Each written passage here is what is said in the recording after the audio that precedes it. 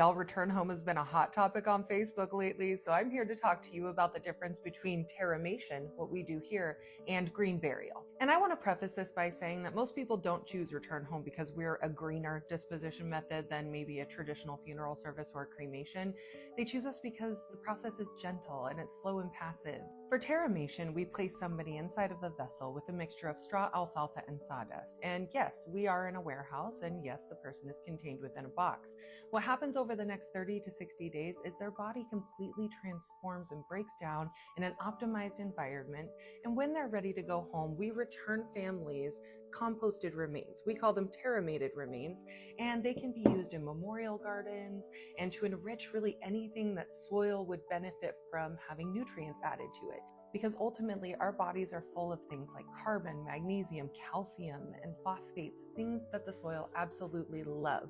And so we give families the opportunity to tangibly give that back. So let's talk about what a true green burial is. And you know me, I'm gonna put together a little diorama for you so that you can take a look at exactly how this works. So let's pretend like this is the ground. So this is just the burial space. There's nothing inside the burial space, and I'm gonna dig the burial space. Okay, so I'm just like digging the space. And then what happens is the person is placed in a shroud. So in this case, I'm gonna just use a pen. We're gonna wrap up this NGL pen in her little shroud. Boom. Okay, and so the person is either usually in a shroud or in maybe a pine box. And then what happens is the person is placed directly into the ground. There's no outer burial container, and there's nothing providing support around the space in any way. And again, they're not in a casket, they're in a shroud or like a pine box. And then the burial takes place. So that is an honest to goodness green burial. That's an example of what that is, and that is not what we offer here at Return Home. Green burial is the oldest, most traditional, and it's definitely the gold standard of what we consider a natural burial. So if that's your vibe, go for it. We love it, and we'll even give you resources. Go to the Green Burial Council and look for cemeteries in your area. So is terramation for everybody? No. Is green burial for everybody? No. Are they the same?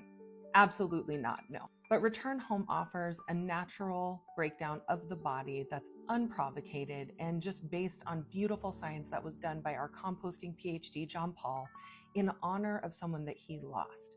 So everything behind our systems have a lot of heart and a lot of love put behind them, and they're very gentle. And so if you like the idea of being directly interred into the earth, green burial might be the way that you go.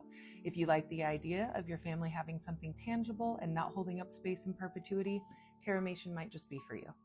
These are just some facts from a funeral director who's worked and helped manage a cemetery and who now helps operate a human composting facility. So I have a lot of knowledge on both things, and I'm here to tell you this is not opinion, this is fact from a modern day mortician. So do you want to be green buried or do you want composting? If you have any comments, questions, or thoughts about what I've provided today, please leave them in the comments down below, and we'll see you next time for some mortuary education.